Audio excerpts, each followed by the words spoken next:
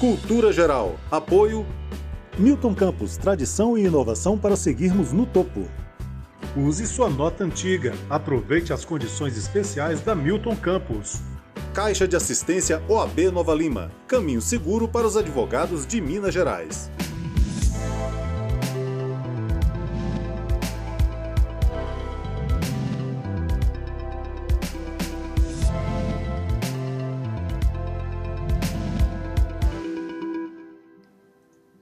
Olá, sejam todos muito bem-vindos ao Cultura Geral. É sempre um prazer fazer o Cultura Geral aqui na TV Banqueta e na Rádio Cultura de Curitiba. Cultura Geral completa 10 anos no ar, né? E é muito importante que a gente relembre algumas... A gente tem feito um remake aqui de alguns convidados, né? Principalmente na parte inicial do programa, que começa no rádio, depois migra para a televisão, depois televisão e rádio de novo, vai para os streams, vai para as redes sociais, e eu acho que isso tudo...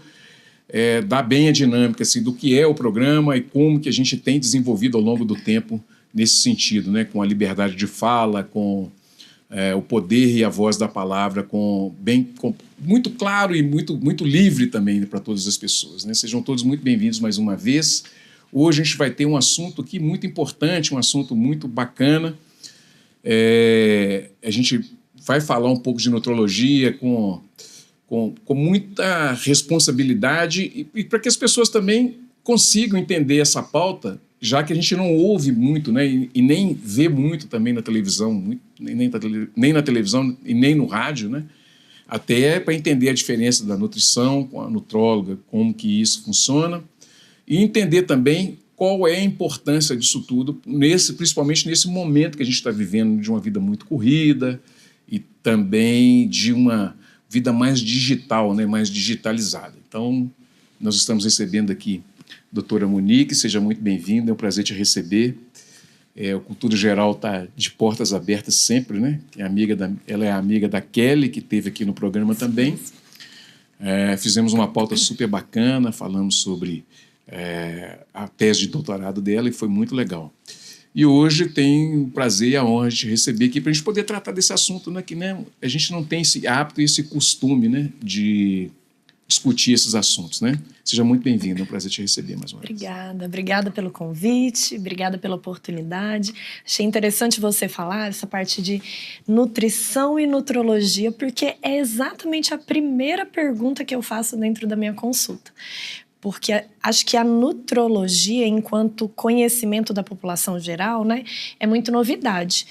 A nutrologia já existe há muitos anos, mas ela estava mais dentro do ambiente hospitalar.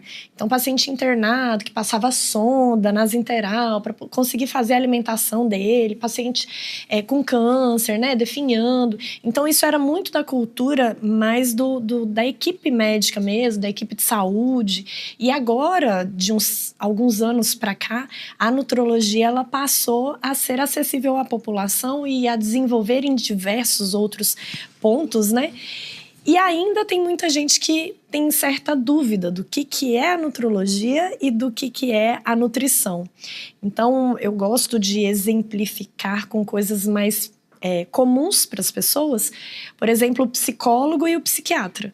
Então, o psicólogo é um profissional, né, que lida com uma área da qual o psiquiatra, que é um médico, que é outro profissional, também lida. Então, ambos tratam as mesmas questões, só que cada um com a sua área, sua expertise, né? Assim como ortopedista e fisioterapeuta, ambos trabalham juntos, nutrólogo e nutricionista, ambos trabalham juntos também, mas cada um dentro da sua área, da sua atuação. Acho bem interessante, né? As pessoas têm muitas dúvidas com relação a isso. E nutricionista e nutrólogo são parceiros. Um complementa o trabalho do outro. E eu acho que um dos motivos da nutrologia ter chegado tanto na população, ter tido essa demanda pelo atendimento, um dos pontos é a própria obesidade, que a cada ano que passa aumenta mais e mais. E para além da obesidade, a gente também teve recentemente, nos últimos anos, muito desenvolvimento de pesquisas e principalmente de tratamentos farmacológicos para a obesidade. Então, eu acho que isso ajudou também a popularizar, né, a demanda pelo médico nutrólogo. Faz essa diferenciação para a gente, da nutrologia para a nutrição. A nutrologia e a nutrição? Perfeito. Nutrólogo é um médico. O médico, ele vai entrar tanto com a parte de exames, e aí eu não estou falando apenas dos exames laboratoriais, porque a gente sabe que na prática, né, os nutricionistas também solicitam, apesar da gente ainda ter algumas dificuldades para autorização, por exemplo, por planos de saúde, de pedidos de exames laboratoriais pelos nutricionistas, mas eles também fazem essa leitura de vitaminas, né, de anemias, enfim. Mas o nutrólogo, ele também entra, por exemplo, com um exame chamado DEXA. Não sei se você já ouviu falar. Já ouvi falar, mas não faço nem ideia do que seja. A DEXA é a densitometria óssea de corpo inteiro. Então, ele é um exame de imagem parecido, por exemplo, com uma ressonância, uma tomografia, onde vai ser escaneado todo o corpo do paciente e, diferente da densitometria óssea, que talvez a população conheça mais, né? Que é utilizado para avaliar osteoporose e osteopenia, a DEXA, ela olha o corpo inteiro. Então, olhando o corpo inteiro, ela vai olhar não apenas a parte óssea, mas também a parte muscular, a parte de gordura, a parte de taxa metabólica, né? As pessoas vão envelhecendo e começam a falar assim, o meu metabolismo desacelerou. Não, a sua taxa metabólica diminuiu por causa da quantidade de massa muscular que você tinha e você perdeu de algum modo. Então, o médico, ele entra solicitando todos os exames de imagem laboratoriais e intervindo nesses resultados através de tratamentos farmacológicos, remédios. Então, outro caso que a gente atua muito, né? Uma esteatose hepática, então aquela gordura grudada no fígado. A gente faz solicitação de exames de imagem, por exemplo, ultrassom, identifica a esteatose, classifica essa esteatose em qual a gravidade que ela está, e a gente implementa tratamentos para redução dessa esteatose e às vezes até mesmo liquidar, né? Não tem mais esse tipo de problema. Mas uma das estratégias que o nutrólogo usa é a alimentação. Não é exclusiva, mas é uma das. E aí entra o nutricionista. O nutricionista é o profissional habilitado para prescrever planos alimentares. Nutrólogo não pode legalmente fazer planos alimentares, assim como o nutricionista não pode prescrever tratamentos farmacológicos. Nutricionista não passa canetinha, né, de emagrecimento, Ozempic e tudo mais. Assim como o nutrólogo não passa plano alimentar, não passa dieta para o paciente. Por isso que são profissionais que se complementam. Um colabora com o outro para a melhora da qualidade de vida, saúde e qualquer outra patologia que o paciente tenha, né? Monique, e se a gente for pensar em termos do que a gente está vivendo hoje, qual que é o grande desafio para a sociedade hoje no sentido de entender as repercussões desse não cuidado no futuro? Nossa, a nossa tendência é vivermos cada vez mais. Então, a medicina ela avançou a tal ponto, especialmente, né, com os antibióticos, que foi o que realmente nos trouxe maior tempo de vida, lá no comecinho. E se a gente pensar que a nossa qualidade de vida daqui 30, 40, 50 anos, ela é construída agora, todas as nossas decisões em saúde nesse momento é que vão decidir qual vida eu vou viver lá na frente. Né? Então, eu tenho o meu DNA que já pressupõe algumas situações, algumas questões, mas eu tenho um negócio chamado epigenética, que é além do DNA, é além da genética. A epigenética é as decisões que eu faço em vida, no meu meio, na minha rotina, na minha alimentação, e isso vai gerar o meu futuro. O modo como eu vou viver lá na frente vai ser construído hoje. Então, é de extrema importância, e aí eu trago a medicina do esporte, que é outra especialidade que eu tenho, né, que eu trabalho. Então, se você pensar que a sua vida, a sua qualidade de vida, o seu envelhecer, a sua longevidade está responsável pelo modo como você vive, você vai se alimentar melhor, você vai se exercitar, você vai ser uma pessoa ativa sempre que você puder, mesmo na correria do dia a dia. Então, você iniciou o programa falando que a nossa vida hoje é muito corrida, né? Então, por que ela é tão corrida? Porque o universo não para, ele está ali constantemente, as informações estão constantemente nos bombardeando, a demanda é cada vez maior e os deslocamentos até o seu local de trabalho cada vez mais demorados. Como que eu vou conseguir colocar um hábito saudável dentro de uma rotina não saudável? Esse que é o grande problema. Quando eu tenho um paciente que traz essa dificuldade para mim, a gente tem que fazer contenção de danos. Então, eu não pego mais elevador, eu subo de escada. Isso é uma forma de colocar movimento na minha vida. Eu não vou mais comprar um embrulhado ali no supermercado, né? Eu vou comprar uma fruta, eu vou me organizar para levar um alimento minimamente aceitável enquanto saúde. Não é fácil, né? Mas para a gente ter uma vida melhor, ou pelo menos um pouco mais fácil no envelhecer, sim, eu acho que vale a pena esse tipo de preocupação hoje. Quando a gente fala, por exemplo, você estava falando aí agora mesmo, assim, nesse tipo de escolha alimentar, né? Obviamente você não é nutricionista, mas esse tipo de escolha alimentar, ela faz muita diferença ou é o excesso que faz a diferença? Ambos. Então, a gente tem pacientes que comem pouco, mas comem tão mal que tem a obesidade sarcopênica. E nós temos pacientes que comem muito saudável, uma alimentação muito boa, mas extrapola tanto na quantidade que também desenvolve uma obesidade. Então, alimentar-se saudável não necessariamente garante saúde se você estiver excedendo na quantidade, né? E a grande questão é que antes a gente se preocupava muito com quantidade de gordura. Até mesmo a OMS, né, ela trazia como classificação de obesidade o IMC. Este ano, recentemente, eles lançaram uma nova classificação para a obesidade, onde eles admitiram que não é necessariamente o seu peso que vai determinar se você tem ou não tem obesidade. Nós, profissionais desta área, a gente já trabalha com uma classificação de obesidade muito além do peso. A gente trabalha com composição corporal, mas a classificação ela só realmente foi modificada recentemente, onde a gente vai considerar quantidade de massa muscular e quantidade de gordura, composição. E IMC ainda vale muito quando a gente vai fazer uma triagem, né, de saúde pública e tudo mais. Mas se a gente olhar no detalhe, a gente tem muitos jovens, e aí eu vou colocar os jovens ali uns 30, 40 anos, que são magros, porém obesos.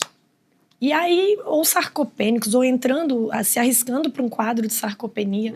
Você vai ver através de uma bioimpedância, que é muito mais, né, do nosso dia a dia, dentro do consultório. A DEX é maravilhosa, ela é padrão ouro para composição corporal, mas ela é um exame mais complexo. Então, no dia a dia, dentro de consultório, a gente usa a bioimpedância.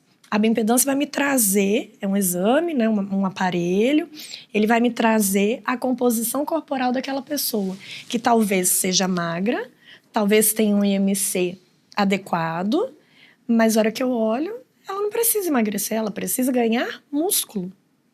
Porque hoje a gente sabe que a nossa prioridade, o que a gente precisa lá na frente é de uma poupança muscular, para que lá na frente você consiga continuar com as suas atividades, consiga evitar uma queda, consiga se cuidar, né? Então, hoje a gente sabe que músculo é o mais importante e é onde a gente tem que colocar nossa maior atenção. E isso vai determinar através de quê? De uma boa alimentação. Tanto por quantidade, quanto por qualidade. Então, não é só um ou outro, né? Essa é uma pergunta clichê, mas tem que fazer. O esporte e como... Porque, por exemplo, quando você fala de esporte, você tem a característica do biotipo, da pessoa também, tem uma série de outras coisas. Mas tem gente, por exemplo, e aí eu me coloco nesse até parei, mas assim, eu tenho dificuldade, por exemplo, de ir para academia. Tem muita dificuldade, né? Tenho trabalhado assim, porque eu penso em fazer academia, mas gostando de fazer, não fazendo porque eu sou obrigado a fazer. Sim. Né? Então eu tenho trabalhado isso. Mas pensar na importância que isso tem na vida, nessa poupança, igual você colocou, para o futuro, é muito importante. Como é que a gente pode trazer isso para as pessoas entenderem? Eu acho que o primeiro ponto é não se cobrar tanto. Então, eu preciso fazer academia. Não. Se você é uma pessoa sedentária, você precisa...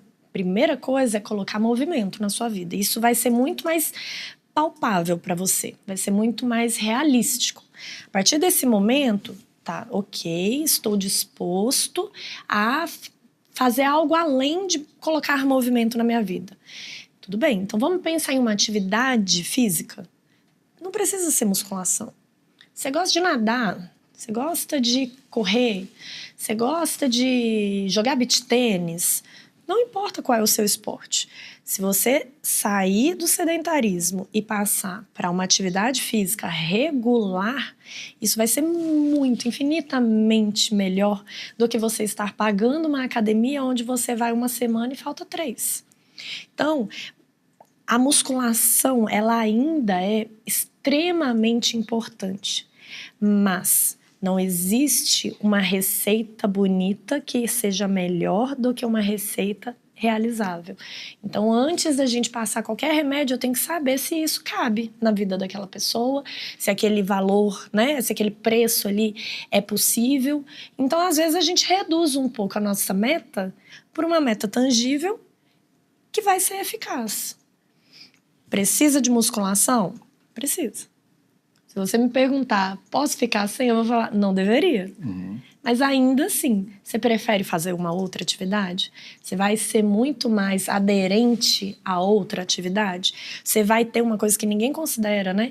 Você vai ter prazer em outra atividade, porque isso também é fundamental. E quando a gente fala, vamos falar de longevidade, quando a gente pensa em o que é responsável por um envelhecimento saudável, também tem a questão de felicidade, de círculo de amizades. E às vezes outros esportes, para além da musculação, conseguem oferecer isso, conseguem oferecer amigos, uma turma, um pertencimento a uma comunidade. E a gente nunca pode descartar a importância disso na vida das pessoas, né? Eu queria te fazer uma outra pergunta também. Se nesse campo se nesse campo existe também a busca de uma certa beleza por causa de padrão social, e aí vou buscar um nutrólogo, que às vezes pode me receitar um remédio, preciso... O padrão de beleza também interfere nesse processo? Assim, no seu campo? Sim. O meu público, tá? O nicho que mais me busca são esportistas amadores. Todos querem sempre perder algum peso, mesmo que não precise, esteja tudo certo ali, tá adequado. Mas a busca pela questão estética, ela acompanha, eu posso dizer que 99% das minhas consultas. É um desejo do paciente, né? E quando a gente coloca homem e mulher, pode ser que vocês pensem que as mulheres queiram mais do que os homens, mas não. Todos querem. Todo mundo quer se sentir bem, quer se sentir bonito. Na consulta sempre começa assim: doutora, eu quero melhorar meus hábitos de vida, eu quero me comer melhor, eu quero aprender a me cuidar melhor, mas eu também quero... Então sempre vem a parte estética. E é legal, é bom, porque, mais uma vez, a alimentação, a vida saudável, a longevidade, ela tem que ser acompanhada de um prazer, né? E se você se sentindo mais bonito, mais atraente, você se sente melhor, por que não ser um objetivo, uma meta também, né? A gente só não pode extrapolar o campo da saúde, que é uma coisa que a gente tem visto também. A beleza a todo custo não compensa. E as questões, por exemplo, de cuidado que tem que ter com contusões, assim, aí passando um pouquinho, porque isso tudo, acaba que está tudo associado uma coisa com a outra, né? Então, às vezes, a pessoa, ela, vou fazer um esporte. Eu ouvi entrevista, não é importante e tal, que eu faço esporte e tudo, mas buscar o profissional é muito importante nesse sentido, até para poder orientar, né, doutor? E aí, você falou contusões, mas eu vou abranger ainda mais, né? Todo esporte, ele pode trazer algumas questões. Uma delas, e aí eu vou puxar a sardinha para o meu, né, pro que eu realmente mais gosto, que é a corrida. A gente tem visto a população corredora aumentando muito mais. Então, hoje a gente já sabe que existem muitas pessoas iniciando na corrida. Se você está iniciando na corrida, seria prudente você passar por uma avaliação médica antes. Hora ou outra surge no futebol, né, que também tem muitos atleta de final de semana, na corrida, que o esporte está ganhando muito campo ultimamente, algumas situações de um infarto inesperado, né, uma parada cardíaca do nada. Por isso que é importante esse acompanhamento médico para orientar e evitar lesões. E aí, isso para o amador. Para o esportista, aliás, para o sedentário que está iniciando, para o esportista que já vive isso há algum tempo, a gente também tem que desconstruir a ideia de que o histórico de atleta dele vai compensar, quando na verdade não. A gente também precisa fazer um acompanhamento desse paciente, porque ele está cada vez mais, quanto mais condicionado, mais ele está exigindo ali do corpo dele, do coração dele. Então a gente tem que estar sempre monitorando, fazendo um check-up para evitar contusões, evitar complicações cardíacas, que também pode acontecer no atleta frequente, né?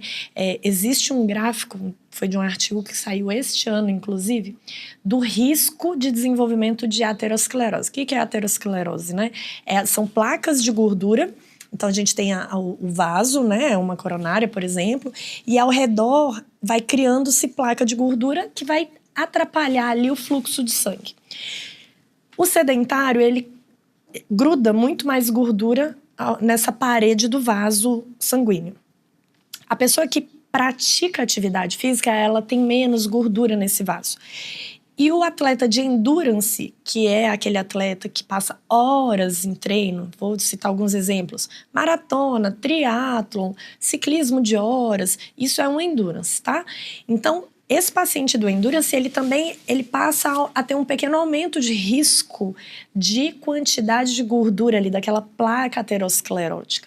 Então, ser sedentário é muito ruim, ser ativo é ótimo e praticar endurance é melhor do que ser sedentário, mas você tem um aumento de risco também. Então, todo atleta, todo paciente esportista, toda pessoa que vai iniciar no esporte deve fazer acompanhamento, deve fazer check-up, deve ter um balanço nutricional também, porque a gente pode entrar em uma situação de REDS, que é uma doença, né?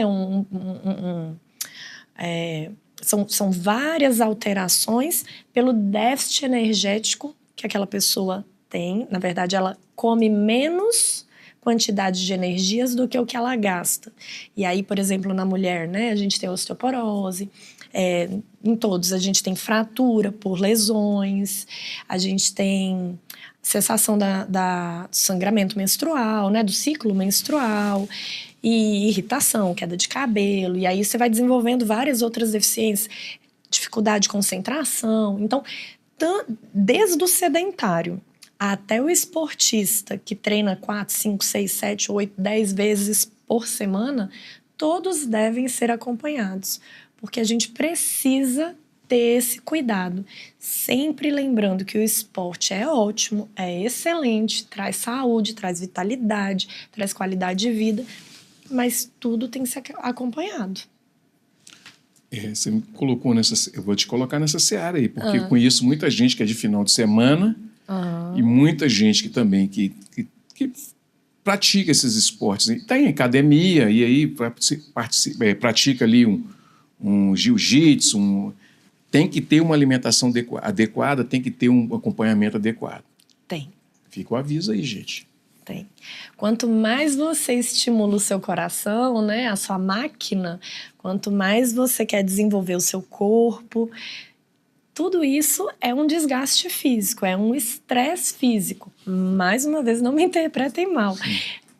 É bom, é saudável, é muito melhor que ser sedentário. Porém, a gente não pode abandonar, criar uma ilusão de que isso por si só vai garantir saúde, né? A gente precisa estar sempre acompanhando. Isso se chama prevenção, que é a parte que eu mais amo, prevenção. A gente não lidar com a doença, a gente evitar a doença. Sempre acompanhar antes de desenvolver uma doença, né? Muito bem. Vamos fazer o primeiro intervalinho. A gente está conversando com a doutora Monique, a gente está falando sobre nutrologia, né? Que é diferente de nutrição. Então não saia daí, um minutinho só, nós estaremos de volta aqui na TV Banqueta e na Rádio Cultura de Curitiba. Um minutinho só.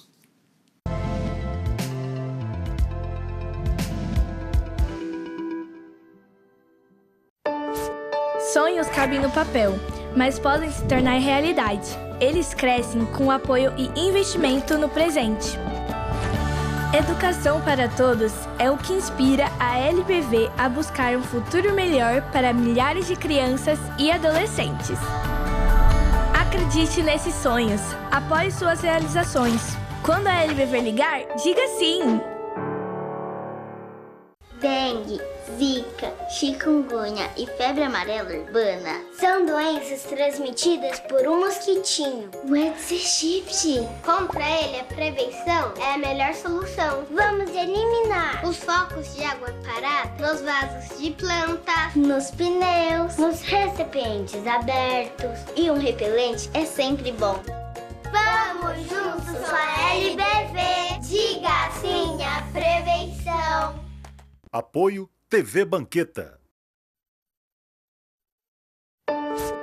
Sonhos cabem no papel, mas podem se tornar realidade. Eles crescem com apoio e investimento no presente. Educação para todos é o que inspira a LBV a buscar um futuro melhor para milhares de crianças e adolescentes.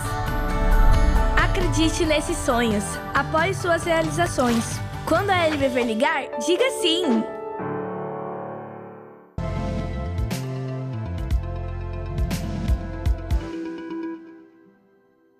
Bom, de volta com Cultura Geral aqui na TV Banqueta e na Rádio Cultura de Curitiba. A gente está conversando aqui com a doutora Monique. A gente vai falar agora dos atletas profissionais. Esses atletas... E tem os semi-profissionais também, né? Que é esse...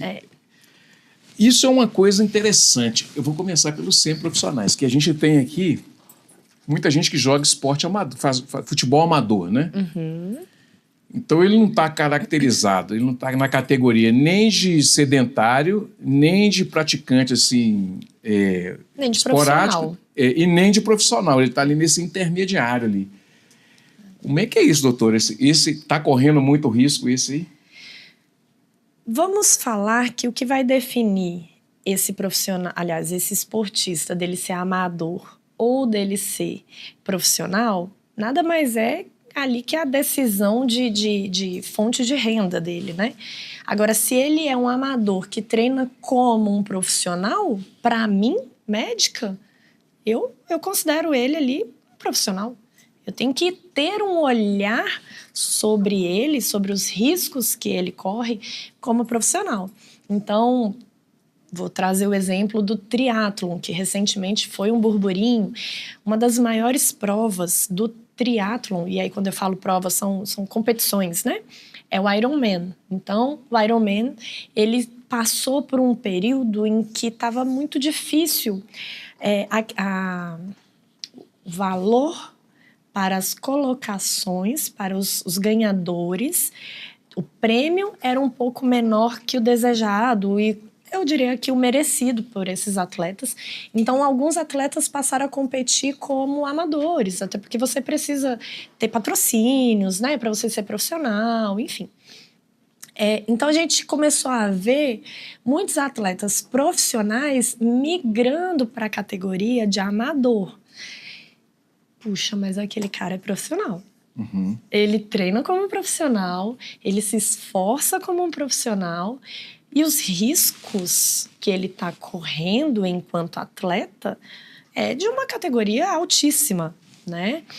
O Ironman anunciou, agora final do ano de 2024, um plus nas premiações, então isso deu uma aquecida, né, entre os profissionais, entre os amadores, entre os atletas de modo geral, e eu acho que isso vai fomentar um novo crescimento para o triatlon, uma competição cada vez melhor, cada vez mais valorizada, mas aqui, para nós, médicos, cuidadores desses atletas, no final das contas não faz tanta diferença. Eu vou sentar com você e falar, olha, Betão, você está treinando que nem um profissional. Uhum.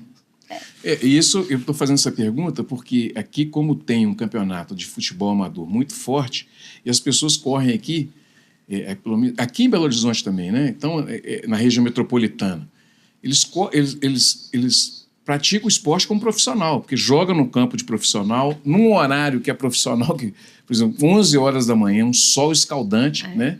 Os cuidados que ele tem que ter é de profissional, né, doutor? Com certeza, com certeza. Quanto mais ele se dedica, quanto mais força ele faz, quanto mais alto é o nível desse atleta, sem dúvida, o seu corpo não negocia com você. Ele não fala assim, olha, eu sou profissional, eu sou amador. Não, o que vai determinar isso é o seu nível de treinamento mesmo. Uhum. Né? Então, o nosso olhar da saúde, ele vai olhar o seu nível de treinamento. E aí, quando a gente fala de nível de treinamento, é importante também ressaltar que a pessoa que não tem o hábito de treino, talvez aquele pequeno esforço, para mim é um pequeno esforço, porque eu já tenho tempo de treino, para ele é um super treinaço. Então, ele também está se esforçando muito ali. Ele não está tendo um resultado competitivo, mas ele está tendo um esforço muito alto para a capacidade que ele tem naquele momento. Então também tem esse alerta, né? Outra modalidade que acontece, agora foi essas corridas de rua, vira e mexe, né? Tem a corrida do Cruzeiro, tem a corrida do Vila Nova, tem a corrida de não sei o quê, tem a corrida do BH, e assim sucessivamente. E tem os grupos de corredores agora que ficam aí, são amadores, né? Que ficam correndo. O que essas pessoas têm que observar, doutora? Assim, nós vamos voltar no início da conversa, assim, é o cuidado mesmo com... É o cuidado. É o cuidado. É muito gostoso você participar de um grupo, né? Que é o que a gente falou de pertencimento, de comunidade, de novas conexões, novas amizades. Isso é muito bom. Mas é importante você também ter consciência do seu nível de treinamento. E falar assim, olha, para mim, 5 quilômetros é uma maratona.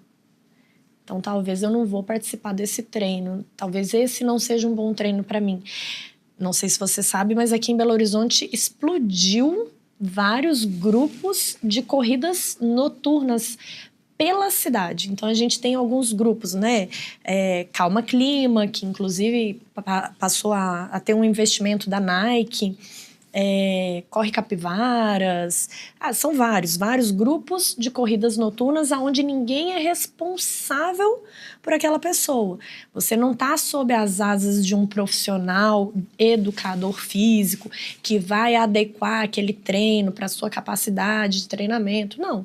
Eles colocam na internet, lá no Instagram, anunciam, olha, dia tal, tal hora, no ponto tal, todo mundo vai sair daqui, vai correr pelas ruas de Belo Horizonte, vamos explorar a cidade, 5 quilômetros, 10 quilômetros. Puxa, pera, será que eu, no meu atual nível de treinamento, eu tenho capacidade, seria adequado para mim começar por ali? É muito legal, mas às vezes a gente tem que ter um treinamento prévio, né? Uma elaboração prévia para conseguir desfrutar de algumas situações. Então, em Belo Horizonte, o calendário de corridas, ele fecha com a VIP, Volta Internacional da Pampulha, é sempre em dezembro. Esse ano vai ser dia 7 de dezembro. E cada ano que passa, a quantidade de inscritos aumenta. Só que são 18 quilômetros. Eu vou caminhar. Tudo bem, você pode até ir caminhar. Mas ainda assim, você vai estar num sol escaldante, fazendo um esforço, num sobe e desce. Então, eu acho que a gente tem que tomar esse cuidado também, sabe? De, puxa, eu quero participar, eu quero fazer essas provas, eu vejo que é legal, parece interessante, mas não dá para ir no oba-oba também, não. Você colocou os que pedalam, a orientação vai para os que pedalam, para os que caminham? Para todo esporte. E principalmente, por exemplo, né, quem faz corrida de montanha, que é o trail, ou quem vai pedalar, né, nas montanhas. Então, às vezes, você se embrenha no mato. E dali, para você voltar, ou você volta ou você vai para frente. E às vezes o voltar tá longe e o ir para frente tá mais longe. Então, é ter também cuidados de segurança, né? A gente tem que adequar ao nosso nível de treinamento para que você consiga, depois de um tempo, alcançar aquilo ali que é a sua meta. Mas você tem que treinar antes. É importante fazer essa adequação. Para você ter ideia, e a corrida, por exemplo, ela está cada vez maior no mundo. Rio de Janeiro tem uma corrida que é a Maratona do Rio, ela acontece ali sempre em junho. Este ano eles abriram as vendas, não durou 10 minutos. O tamanho da fila chegava a 30 mil pessoas ao mesmo tempo na fila tentando comprar, fazer uma inscrição. Então, muito provavelmente a Maratona do Rio vai aí migrar para uma das majors, que são as provas, as maiores provas de corridas do mundo. E aí, são 6, agora entrou Sydney, né? Então foi para 7. Se o Rio entrar, vai para 8, e aí a gente vai crescendo. Por que está tendo essa demanda? Mais uma vez, porque as pessoas estão cada vez mais interessadas, cada vez mais desejosas de participar dos movimentos esportivos. Eu acho que é uma cultura, né, que tem se mudado. Não apenas a corrida, mas desenvolvendo outras competições, outras modalidades esportivas, o próprio beach tênis também, né, que explodiu aí, o tanto de quadra de futebol que foi desfeita para virar quadra de beach tênis. Então, existe uma cultura, as pessoas estão entendendo que é necessário mudar os seus hábitos. A pandemia trouxe muito disso, né, da gente se isolar, ficar sozinho dentro de casa, e eu acho que são esses momentos que trazem alertas para a gente do quão é importante e o quão a gente deve valorizar essas situações. Então, as pessoas começaram a querer participar de atividades com outras pessoas, atividades de grupo, conhecer outras pessoas, pertencer a outras comunidades. É uma tendência.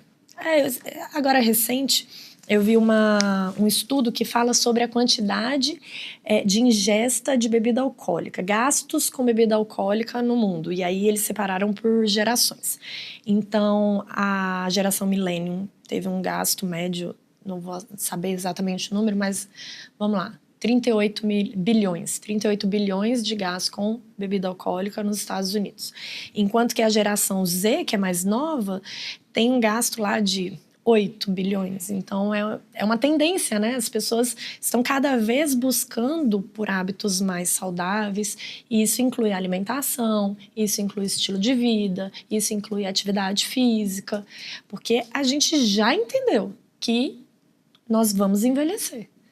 E a gente quer envelhecer todo mundo bem, né?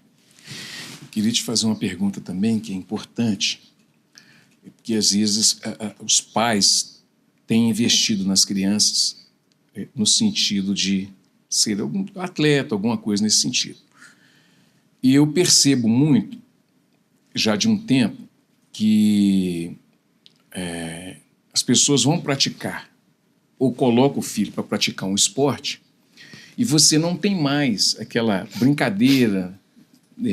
O menino vai chegar numa quadra, entrou numa escolinha para brincar de bola. Então, ele não vai brincar de bola mais, ele vai jogar bola. Então, lá ele vai ter um treinador que vai ensinar como é que ele bate na bola, como é que ele faz isso, como é que ele corre e tal, tem um treino. O que os pais têm que observar já na formação inicial da criança, já que está preparando ele para ser um atleta, para que ele também não desenvolva nenhum tipo de patologia, nenhum tipo de doença, né, já congênita ali no período de infância dele e traga esse prejuízo para o futuro, né?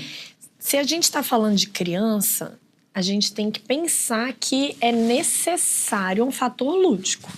Estamos falando de criança. Por mais que a gente queira que essa criança se torne um profissional, toda a equipe que está ali, né, auxiliando no desenvolvimento dessa criança tem que pensar na questão lúdica, que ela ainda é uma criança.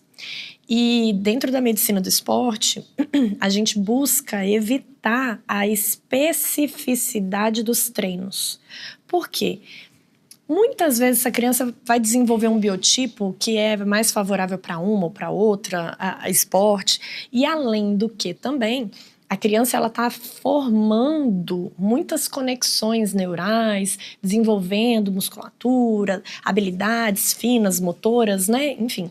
Então, a gente sempre tenta evitar que esses pais direcionem muito o treino dessa criança.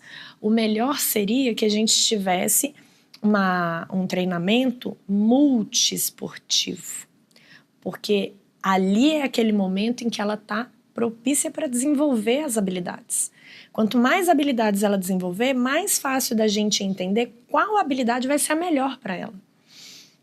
Você põe uma criança muito nova no futebol, talvez ela não fosse a melhor para o futebol, talvez ela fosse a melhor para a natação, para a ginástica artística, não sei, né? Então, enquanto criança, a gente tentar minimizar especificidades dos treinos, colocar treinos mais abrangentes para desenvolver multi-habilidades, lembrar sempre que é uma criança e a gente deve manter um treinamento lúdico, prazeroso. Existe cobrança, existe regras, tudo bem, isso faz parte do jogo, mas não esquecer que é uma criança, né? E aí, os pais que já pensam em uma criança atleta profissional, a gente tem que ter uma equipe junto. A criança ela vai desenvolver as habilidades dela, mas ela tem que ter...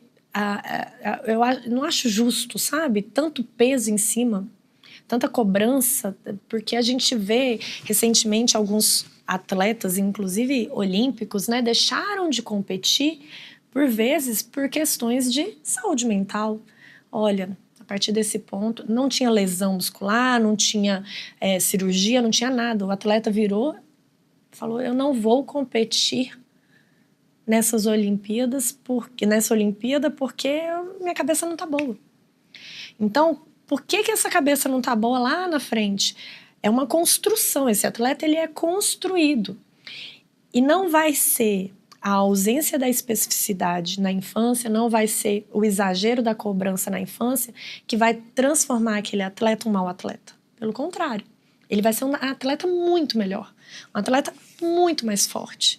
Mas os pais precisam ter consciência disso. E aí a equipe do lado de cá, a equipe de saúde, psicólogos, treinadores, médicos, a gente às vezes tem que intervir também nesses desejos que vão para além do que é o saudável para a criança. Eu já tive atletas, né, crianças, 9 anos, jogador de futebol, já participou de inúmeros campeonatos, inúmeros testes, viaja para vários estados, porque o pai deseja que essa criança se torne um jogador profissional, que ele não conseguiu. Então, pera lá, calma. Estamos falando sobre você ou sobre seu filho, né? Estamos buscando o que é melhor para você ou o que é melhor para o seu filho.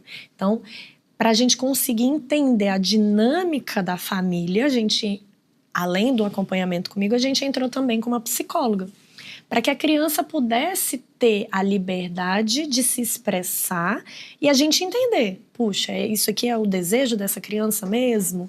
Será que isso não está se tornando um sofrimento? E não, tudo certo. Descobrimos, né, que realmente é um desejo da criança, ela está ali desenvolvendo com alegria suas habilidades e tudo mais, mas é um ponto de atenção que a gente tem que ter sempre, nós enquanto profissionais, principalmente para poder orientar os pais, porque às vezes o pai, a família não consegue ter essa autocrítica, né? Tá tão envolvido naquele movimento que não consegue. Então, a gente tem que estar sempre cuidando desse atleta, dessa criança, desse sedentário, desse adulto, desse atleta profissional, desse atleta amador, e lembrando de ter esse olhar mais amplo, sabe? Não apenas de desenvolver performance, mas de desenvolver um ser saudável, um ser que vai viver a sua longevidade na maior e melhor qualidade possível, né? Doutora Monique, para a gente encerrar, o esporte de alto rendimento, para esses atletas de alto rendimento, tende a ficar cada vez mais monitorado, porque ele também está associado a resultado? Sim, sim. E quando você fala monitorado, você está querendo dizer questões de doping, essas coisas? Também, né? Vai acabar que isso vai entrar no meio, mas assim, monitorado assim, ele vai estar sempre mais cuidado, mais preparado, vamos dizer assim, com uma atenção maior para que ele tenha um rendimento cada vez maior. Sim. Eu faço essa pergunta porque às vezes a pessoa que está nos assistindo, ela está pensando em ser um atleta profissional também. E, às vezes, o atleta profissional um pouco tardio, porque isso é uma construção, né? Então, para ele entender também qual é o campo que ele está entrando. Assim,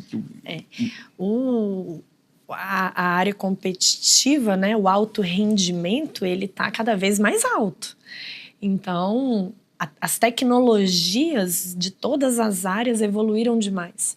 Tanto da nossa parte, área médica, com desenvolvimento de substâncias legalizadas, autorizadas, né, que melhoram a capacidade desse atleta, mas também tecnologias, e aí vamos falar de bicicletas cada vez mais leves, mais potentes, mais velozes, tênis cada vez com uma tecnologia de solado, de calçado, placa de carbono e tudo mais, que vai impulsionar mais, e em todos os setores esportivos existe um avanço de recordes constantes.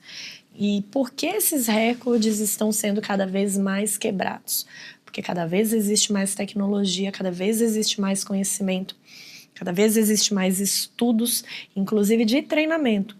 Então, antes a gente pensava que o melhor treinamento era esse, hoje a gente já sabe que aquilo lá não desenvolve tanto. Então, os treinamentos estão melhores, maiores, mais avançados, as tecnologias, os cuidados médicos, cada vez mais o alto rendimento está se tornando mais difícil. A nota de corte sobe ano a ano. Doutora Monique, muito obrigado pela sua participação. Foi um prazer te receber aqui no programa. Foi uma felicidade para todos nós aqui te receber, poder alertar, né, a sociedade de uma forma geral como lidar com toda essa modernidade e também com o esporte. Muito obrigado, viu? Obrigada a você. Para mim foi uma honra, foi ótimo.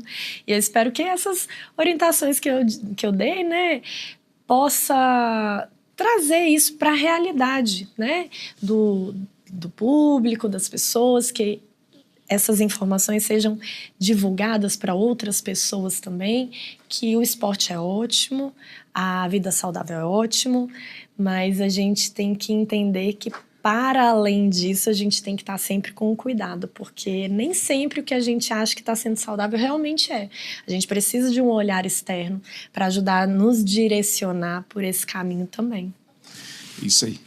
Bom, gente, chegamos ao final aqui do Cultura Geral. Foi um prazer receber a doutora, como eu disse aqui. Cultura Geral, 10 anos, né, com pautas super importantes, como sempre teve, mas assim, como 10 anos, a gente precisa fazer algumas pautas que são um pouco diferentes assim, do que a gente está acostumado a fazer ao longo do tempo também. E também trazer, né, continuar trazendo para o público essas informações que são tão importantes, né? Um beijo no coração de todos. Voltaremos amanhã aqui na TV Banquete, na Rádio Cultura de Curitiba, com mais um programa super especial. Beijo no coração e até amanhã, se Deus quiser. Cultura Geral. Apoio Milton Campos, tradição e inovação para seguirmos no topo. Use sua nota antiga. Aproveite as condições especiais da Milton Campos. Caixa de Assistência OAB Nova Lima. Caminho seguro para os advogados de Minas Gerais.